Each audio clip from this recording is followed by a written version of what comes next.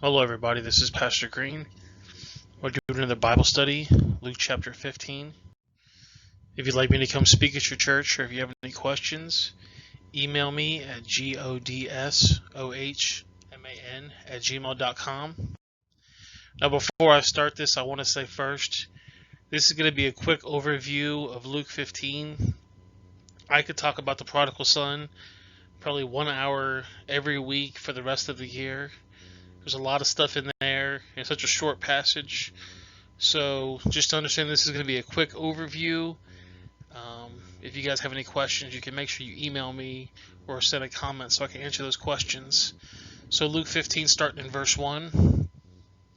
Then drew near him all the publicans and sinners for to hear him. And the Pharisees and scribes murmured, saying, This man receiveth sinners, and eateth with them. And he spake this parable unto them, saying, What man of you, having 100 sheep, if he loses one of them, does not leave the 99 in the wilderness, and go after that which is lost until he finds it? And when he has found it, he layeth on his shoulders, rejoicing. And when he cometh home, he called together his friends and neighbors, saying unto them, Rejoicing with me, for I have found the sheep which I have lost. Now it was very typical that one of the babies of the sheep, who doesn't really understand how things work, would just kind of like wander off, disappear. This is very bad because there's a lot of predators out there that want to eat these sheep. So what happened is the shepherd would basically put the other sheep in the pen, and he'd go out looking for the baby sheep. And when he usually found the sheep, he would usually break one of the legs, and he'd put it on his shoulder. And for the next couple weeks to months, he would carry it on his shoulders because obviously the sheep can't walk because he has a broken leg. And what would happen was that sheep would get so used to the shepherd always holding on to them, he would never leave his side. So that's why he would carry him on his shoulders, because he would have a broken leg or something would be wrong with him, so that he couldn't basically disappear on his own. And the shepherd would carry him around everywhere, and the sheep would get used to his smell, basically him taking care of them. And that's why this is so important that he would carry him on his shoulders. And I say unto you that likewise joy shall be in heaven over one sinner that repenteth, moreover 90 and just 91 persons which need no repentance. Either a woman having 10 pieces of silver, if she loses one piece, does not light a candle, and sweep the house and seek diligently until she finds it. Now, what a lot of you guys don't know is a dowry would usually be given to a woman, basically to prove that, I want to marry you. And it was actually culture that you would give a girl a necklace or a bracelet or sometimes a type of tiara, and it would have 10 silver pieces inside of it. It would basically be the equivalent of America's wedding ring. So, if a girl loses her wedding ring, she's going to search the whole entire house to look for it. This is your dowry. This is your proof that this guy loves you. And if you was to lose it, it would basically mean that you lost a part of your marriage. So she would search the whole entire house to try to find this dowry, this bracelet, or most time it was like a headdress, some type of like a hat. And you could actually, there was 10 pieces of silver in there. And the idea was if the guy reneged on the wedding, she still got to keep the 10 pieces of silver.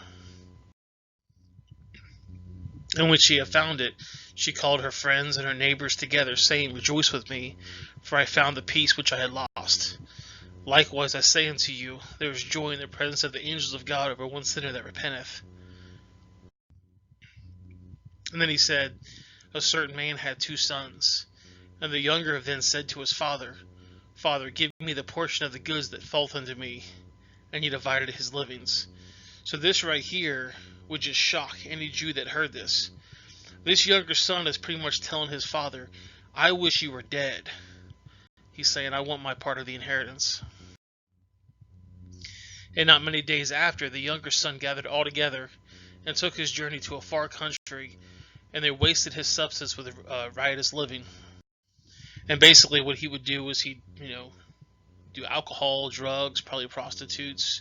He would just spend the money on gambling, things like that. It doesn't really say what he spent it on, but it was riotous living, so basically things that are not healthy for you.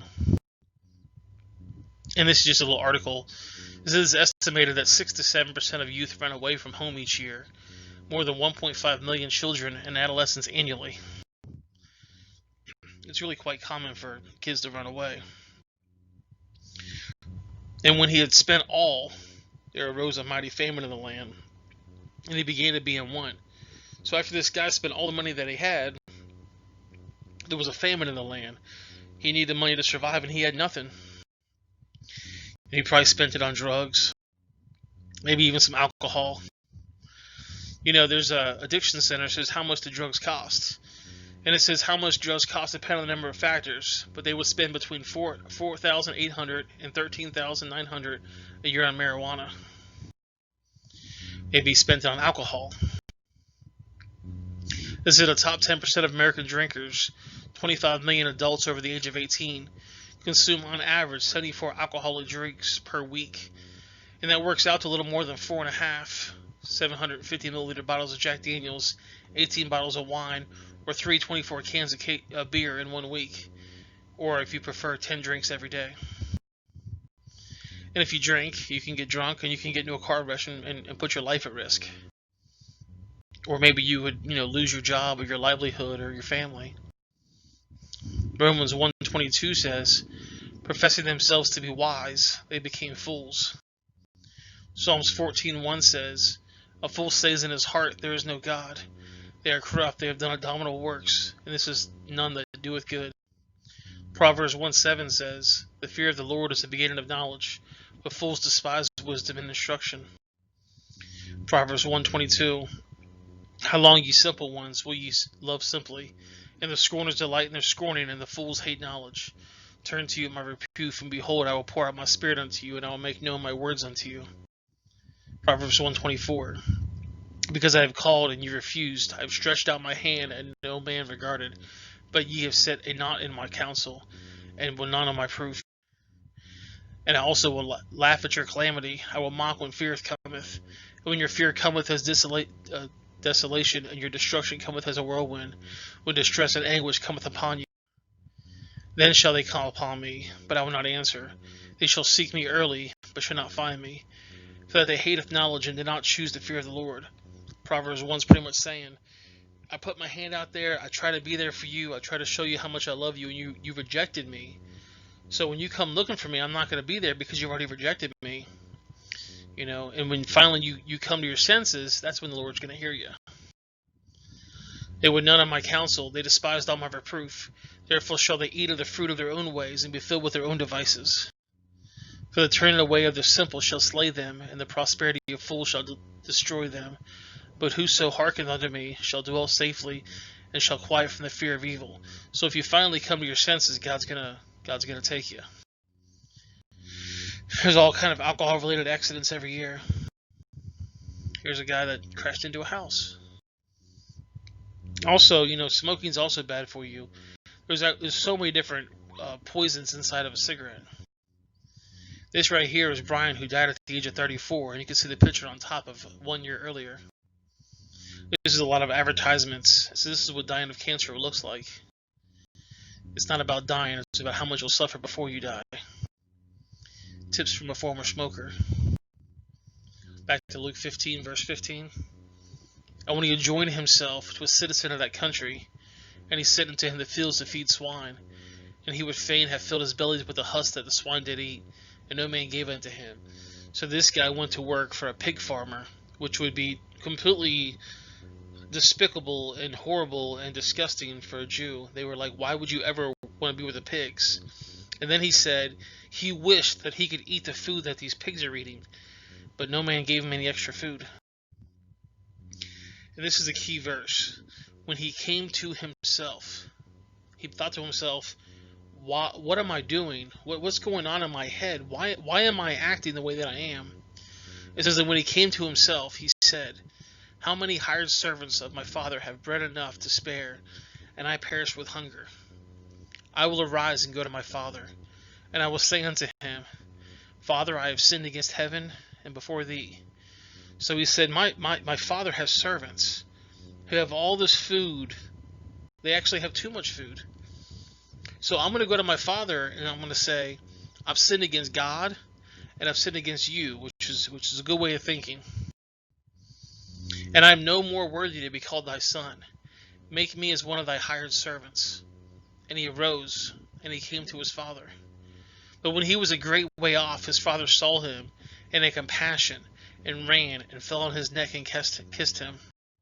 And what you need to understand is that this would also be despicable to the Jews. A man of his age, they walk very slowly, they wear a big long robe, and for a man of his age to run would be a disgrace. But do you know that to run in a robe, women know this, you have to hike up the side of the dress or the robe so you can run, or else you're going to trip. So he'd have to hike up the side of the robe so he could run.